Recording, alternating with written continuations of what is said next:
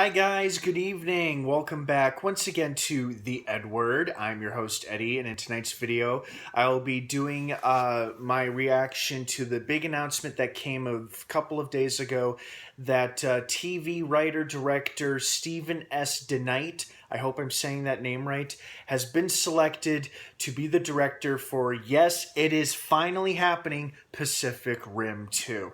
I'm sorry I did not do this video a few days ago when the story first uh, when the story first debuted or was announced. I have not been feeling well the past couple of days, and tonight I've been feeling better than I have for the past several days, so that's why I'm doing this now.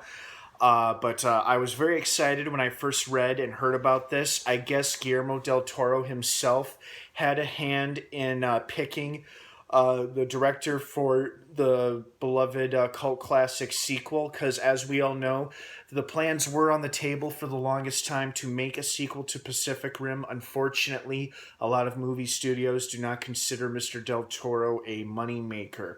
And because it did not make as much money as they wanted here in the States, it did tremendously overseas, especially in China and other parts of Asia. Did not do that well financially here, but it developed a huge cult following. And because they didn't want Del Toro's name to be the director, I guess their thought was, well, let's just have somebody else be the director and he can still be the producer. Okay. I don't know. It doesn't really make a whole lot of sense to me. I mean, I'm glad he still has a hand to play because it sounds like he was a big deciding factor in choosing a replacement for the director's chair, and at least he'll stay on as a producer and hopefully a story consultant or something like that. No information or announcement or any update regarding a release for this movie. No release date as of yet, along with who will be starring in it, who's writing it. All we have is a director, Stephen S. DeKnight, who is the former showrunner of the current hit Netflix series Daredevil. He also wrote and directed several episodes of Smallville, Angel, and Spartacus. So he has quite a large resume already, and now he can add Pacific Rim 2 to that. And Del Toro will be producing, so at least he won't be straying too far from this project. I just gotta say, even though Del Toro won't be directing, I'm just happy to see this movie finally happening. I mean, I remember how bummed I felt when they said Pacific Rim 2 was canceled indefinitely because no studio would touch it because they were afraid, like the first one, it wouldn't make them enough money or any money because they don't consider Del Toro a moneymaker, which is too bad because he's a hell of a filmmaker and a great storyteller in my opinion. I mean, I fell in love with The Strain. I am really looking forward to finally seeing Crimson Peak. I did not get to see it while it was in theaters, but it will be hitting Redbox sometime in the next week or so, or in the next 2 weeks, so I do intend to watch it. But I love The Strain. Of course, the Hellboy movies are fun and very, very visually impressive, as is Pan's Labyrinth. Anyway, but I am happy to hear that he will have a hand to play. He's producing the movie, and even though he won't be directing it, so at least he's not going too far. And this new guy, this new director, it seems like he has a pretty impressive resume, and I've been meaning to start the series Daredevil. I've heard nothing but good things about it from my friends and coworkers, saying it's a great show. You gotta watch it. It's all the episodes are on Netflix, and I've seen the trailer for season 2 with Elektra and everything else, and it looks pretty badass. So I want to give it a shot.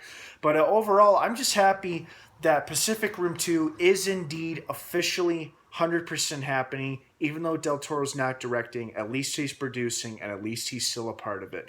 And best of luck to Stephen S. DeKnight and everybody else who will work on this movie. I'm sure you guys are going to do a great job because this movie developed such a huge cult following.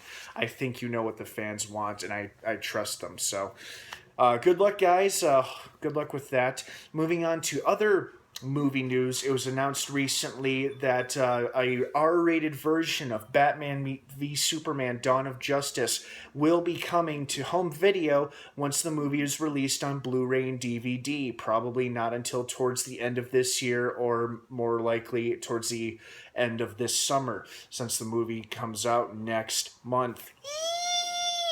Um, Reasons being, at first I thought it might be extended, extra bloody, extra graphic fight scenes where Superman and Batman actually bleed like a lot while they're pounding and wailing on each other. But then I've read several articles, and the first article that I read really struck a chord with me that made me go, oh, that would make a lot of sense and be really, really cool to see. And I sincerely hope this is the reason why. And once I see the R-rated version, I hope it's what I see. But the first article I read, the very first time I heard this theory, it made me think this guy is onto something. And I can't remember his name, otherwise I would credit him. But I read this article online, and the guy said one of the reason why it could be rated R is because it may include a flashback scene to when the Joker brutally murders Jason Todd, Robin, brutally murders him by beating him to death with a crowbar. It's one of the nastiest, most iconic death scenes in DC Comics history. It's one of the most memorable ones. I don't know the full details of it, but it basically pushes Batman to the edge where he almost kills the Joker in a fit of rage because he catches him shortly after he's beaten Jason Todd, aka Robin, to death, but he has just enough self-restraint and self-control to stop himself from killing the Joker because he remembers his philosophy of not killing. But the reason why we may be getting an R-rated version when this movie hits Blu-ray and DVD is because we may see that scene of Jared Leto's Joker brutally beating to death Jason Todd, aka the Robin, in a flashback or nightmare scenario where Ben Affleck's Batman remembers that. Because we've seen in the trailer how he's got the Robin suit on display in the Batcave with the graffiti written on it saying, "Ha ha ha, joke's on you, Batman." And of course, that has led fans to speculate and guess that that can only be Jason Todd's uniform when he was the Robin, when he was killed by the Joker. So if that's why we're getting an R-rated version, cool beans, man. I'm all for that. That sounds like a hell of a scene. A little dark and disturbing, but I bet it would look great. So cool. That's just another reason to be excited for this movie. And I think it'll be all right with a solid PG-13 rating as well. So I'm not too worried about that. Well, guys, I hope you found this video informative and encouraging and exciting. There's a lot of stuff to look forward to as always. Don't forget to hit that subscribe button, and please leave your thoughts and your opinions and your feedback down below in the comments section. I'd love to hear from everybody. What are your thoughts on Pacific Rim 2, this new guy who will be directing, Del Toro staying on, and of course your reactions to an R-rated Batman v Superman coming soon. What do you guys think of all this? Please leave your opinions down below. Let's please keep it respectful and civil of one another's beliefs and opinions, of course.